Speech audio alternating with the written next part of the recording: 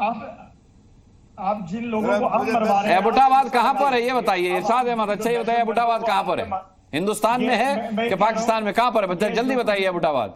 जितने दहशतगर्द, मैं कह रहा हूँ पुरानी बात हो गई वो। अरे नई भी कर लेंगे, पुरानी क्या हो गई। आप बात कीजिए आज की। आपकी बात पर राजा काशिफ भी हंस रहे, बताइए। बात कीजिए। अच्छा, शहबाज शरीफ जाकर के पीओके में चुटकुलेबाजी करते हैं और आप मेरी डिबेट में आकर के कर रहे हैं, कमाल की बात है। आपकी पार्टी चुटकुलेबाजी के लिए जानी जाती है। शहबाज शरीफ मैंने देखा पीओके में जाके चुटकुले सुनाते हैं और आप यहाँ पर आकर के मुझे चुटकुले सुना रहे हैं। जी जफर इस्लाम साहब बोलिए। मोहम्मद शहबाज शरीफ साहब चुटकुले करते हैं ना, हम चुटकुले देखिए मैं अभी नहीं स्क्रिप्ट चेंज कीजिए, गलत स्क्रिप्ट पढ़ रहे हैं आप इरशाद अहमद। मैं इतना सब कुछ नहीं बोलने दूंगा आपको, गलत बयान ही नहीं करने दूंगा अपनी डिबेट में। हाँ जफर इस्लाम साहब, इरशाद साहब सुन लीजिए। अब इरशाद साहब झूठ बोलते हैं आप। अरे भाई सुन लीजिए इरशाद साहब, अभी आप बहुत सारे टिप्पणी कर दिया हिंदुस्तान के बारे में। जरा अपने गरीबा में झांक के देखिए तो आपको समझ में आएगा कि हिंदुस्तान तो कहाँ आपकी सोच से भी दूर है और पाकिस्तान जो है जमीन के अंदर घुस रहा है। पहली बात। दूसरी बात आपको बताना चाहता हूँ, एक मिनट सुन लीजिए, बीच में मत बोलिए। अरे सुन लीजिए, आपके यहाँ दहशतगर्द ही बनते हैं, यहाँ साइंटिस्ट बनते हैं, इंजीनियर बनते हैं, आप दहशतगर्द बनते हैं। दूसरी बात बता तो वोटों की चोरी आपके यहाँ होती है। पूरे दुनिया ने देखा किस तरह से इमरान खान को वोटों की चोरी से हराया आपने, किस तरह से हराया, ये पूरे लोगों ने देखा, पूरी दुनिया ने देखा। थू थू करता है पूरा हिंदुस्तान आप लोगों पर, पूरी दुनिया आप लोगों में थू थू करता है, इसलिए कि डेमोक्रेसी के नाम की कोई चीज है। अरे एक मिनट, एक ही चीज होती है। अरे इरशाद अहमद साहब, नेट तो पाकिस्तान में ठीक से चलता नहीं है। आपके यहाँ नेट तो ठीक से चल नहीं रहा है, पाकिस्तान कैसे ठीक से चलेगा? ठीक से तो कनेक्ट हो नहीं पा रहे हैं आप, ना आपकी तस्वीर ठीक से आ रही, ना आपकी आवाज ठीक से आ रही। बताइए क्या किया जाए? यहीं पर फेल हो गए आप, यहीं पे फेल हो गए आप। सितम जो होता है वो पाकिस्तान 2G चल रहा है आपके यहाँ अभी तक, यहाँ 5G आ गया। पाकिस्तान में नहीं आता है। सच अगर बोल रहा है तो अपने कौम के बारे में, अपने पाकिस्तान के बारे में बताइए कि दहशतगर्दों की फैक्ट्री है पाकिस्तान। वही ऐसी जगह है जहाँ वोट होने के बाद, इलेक्शन होने के बाद वोटों की गिनती के बजाय लूट हो जाती है। और शहबाज शरीफ आज बैठ के बैठा है वहाँ, क्या वो मुस्तैक है इस बात का कि वो प्रधानमंत्री होकर बैठे, वहाँ का वज़ीर आज़म बैठे? आपके यहाँ किस तरह से चोरी हुई पूरी दुनिया ने देखा कि कैसे वोटों की चोरी हुई। अरे आपको तो शर्म आनी चाहिए, आप इसको डिफेंड कर रहे हैं, उसको शर्म आनी चाहिए आपको। अभी चोरी आप करने की कोशिश करेंगे। अच्छा नेट का कनेक्शन ठीक करवाइए इरशाद अहमद, नेट का कनेक्शन ठीक करवाइए, आपके नेट का कनेक्शन ठीक करवाइए। आप तो सरकार में भाई, आपके यहाँ तो जजेस बिकते हैं, आपके यहाँ तो हुक्मरान बिकते हैं, आपके यहाँ तो फौज बिकती है, आपके यहाँ क्या नहीं बिकता है? दहशतगर्दी करने के लिए आपके यहाँ सब लोग तैयार हैं और सब अपना प्राइस टैग लेकर घूम रहे हैं। आपके यहाँ क्या कुछ हो रहा है आपको मालूम है? ठीक है, आप नेट ठीक कराइए, मैं डॉक्टर राजा काशिफ का रुख किए लेता हूँ। ठीक है, आप इरशाद अहमद साहब अपना नेट कनेक्शन ठीक कराइए। राजा काशिफ साहब, यही सवाल मेरा आपसे है कि भाई हिंदुस्तान अपने मामले में खुद निपटने के लिए तैयार है, बिल्कुल पूरी तरह से मुस्तैद है।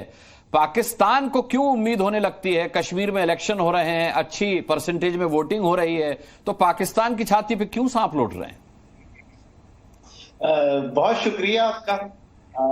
बात यह है कि बहुत अच्छी बात है इलेक्शन हो रहे हैं और मुझे लगता है ये रिहर्सल भी है, प्रैक्टिस भी है। इसके बाद जो आप यूनाइटेड नेशन गए थे वो रेफरेंडम की तरफ भी इंडिया चला जाएगा। कांग्रेस से तो हमें उम्मीद नहीं थी। अरे हम रोए नहीं थे यूनाइटेड नेशन जाकर आपकी तरह। देखें वो तो आपको अब्दुल्ला जो थे फारूक, वो तो धोखा नेहरू से आपको लग गया था ना।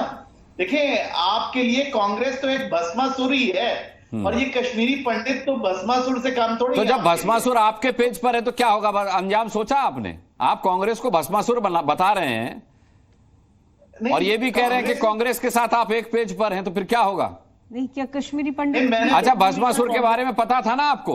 भस्मासुर की खासियत क्या थी पता है ना आपको? मुझे भस्मासुर की बड़ी अच्छी तरह से मालूम है। हाँ। लेकिन ये कश्मीरी पंडितों का यही हाल है। हाँ। और कश्मीर में जितनी आग है ये पंडितों ने लगाई, ऊपर से आप इनको सीटें दे रहे हैं। पंडित आग लगाने के लिए बचे कहां वहां?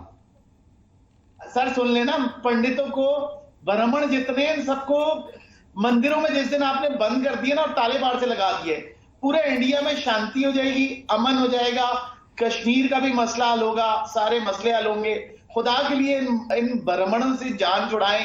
इनका वो आप पाकिस्तान के मंदिरों का जो हाल कर रहे हैं उससे आपकी मंशा साफ हो जाती है कि आप क्या चाहते हैं, लेकिन ये ख्वाब आपका कभी पूरा नहीं होगा कि हिंदुस्तान के मंदिरों में आप ताले लगवा दें। इस जन्म में तो नहीं होगा। नहीं, मंदिरों के अंदर सारे ब्राह्मणों को बंद कर दें। हाँ। और सिर्फ पूजा खोलें, लोगों को अंदर जाने दें, बाहर ना आने दें। हाँ। क्योंकि एक भी ब्राह्मण बाहर रहा ना तो भारत जिस हाल में है इससे बुरे हाल पे चला जाएगा। अच्छा। कश्मीर के हालात आप देखें नहीं। आपकी इस बदआवासी का कारण क्या है? देखें, नेहरू कौन थे? नेहरू भी एक ब्राह्मण थे। ब्राह्मणों को जब हुकूमत देंगे तो बेड़ा गर्क ये होगा ना। उनको समझ में ही नहीं आया नेहरू को जिंदगी में, लेके चले गए यूनाइटेड नेशन। उनकी बेटी इंदिरा उठी। नेहरू ने गलती करी, पाकिस्तान जैसा सरदर्द दे दिया हमको, पाकिस्तान जैसा सरदर्द दे दिया हमको। नेहरू ने गलती। कहना साहब बोल रहे हैं कश्मीरी एक्टिविस्ट हैं, वो इसीलिए है। बिल्कुल, आप जो पेन इन द एस है पूरे विश्व के लिए, एक वो देश जिसके 3 बड़े एक्सपोर्ट हैं, गधे, आतंकवाद और भिखारी, वो दुनिया के 5वीं लार्जेस्ट इकोनॉमी को ज्ञान दे रहा है।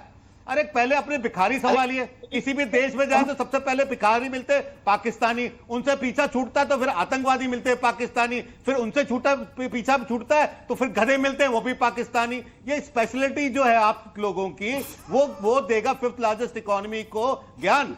मतलब कौन सी दुनिया में रहते हैं आप? अमित रैना साहब, आप एक बात बताना भूल गए। सबसे तो बात किया अमित रैना साहब, आप राजा काशिफ को एक बात बताना भूल गए कि अगर पाकिस्तान के गधे चीन नहीं खरीदेगा तो फिर इनकी इकोनॉमी एकदम बैठ जाएगी।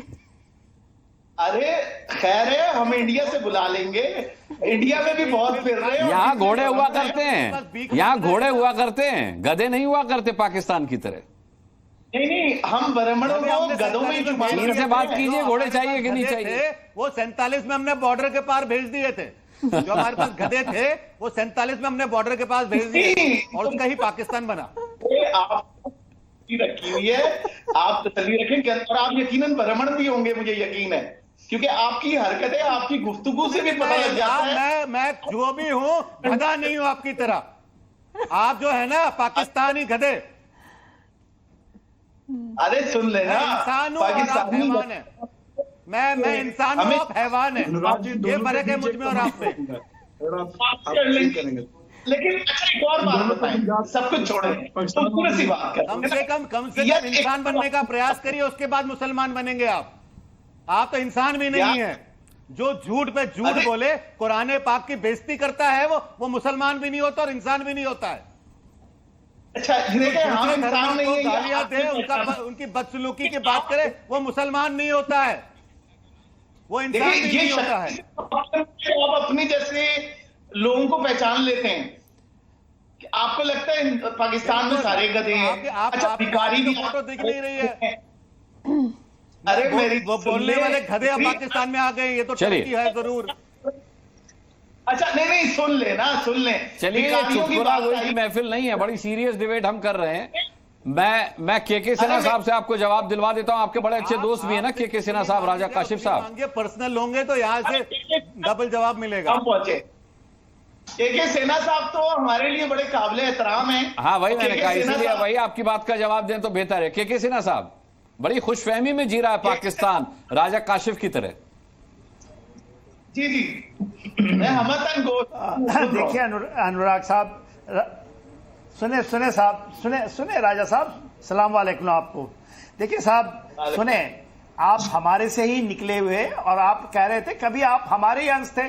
आपकी भी जो नस्ल है ना, वो कोई ब्राह्मणों की ही नस्ल है, क्योंकि आपको तो किसने कन्वर्ट किया था? आप तो कोई ऐसे थे नहीं कि मुसलमान पैदा हुए, आपको तो कन्वर्जन में गए ना। और पाकिस्तान के जो 100% जो मुस्लिम हैं वो कन्वर्टेड हैं। और ये पूछ लीजिए ना, ये आपको बहुत इरशाद अहमद साहब बहुत अच्छा बताएंगे, ये अहमदिया मुस्लिम है। मगर देखिए, जो आप ब्राह्मण की बात कर रहे थे, क्योंकि आपकी भी नस्ल कहीं ब्राह्मणों की ही होगी ना, और मेन नस्ल आपकी वो तो है, आपकी नस्लें बदल दी गई। अब आप नस्ल बदलवाना चाहते चाइनीज से, चाइनीज आपको नमाज नहीं पढ़ने देना चाहते, आपको चाइनीज ने आपके सारे, देखिए मैं नहीं कह रहा हूं, यदि आप CPAC में जाइए, जो आपका सीपैक के अंदर में जो आप नमाज अदा करते हैं, चाइना आपको कहता कि नमाज नहीं पढ़ सकते, क्योंकि देखिए आपने डिबेट को उस लेवल पे ले गया, इसलिए मैं उस लेवल पे बात कर रहा हूं, क्योंकि आपसे बड़ी उम्मीद थी राजा साहब, आप अच्छी डिबेट करते थे, कहां आप आ गए, किस जालों में फंस गए। ऐसे ही उम्मीद हुमायूं साहब से थी, इरशाद साहब अच्छी डिबेट किया करते थे।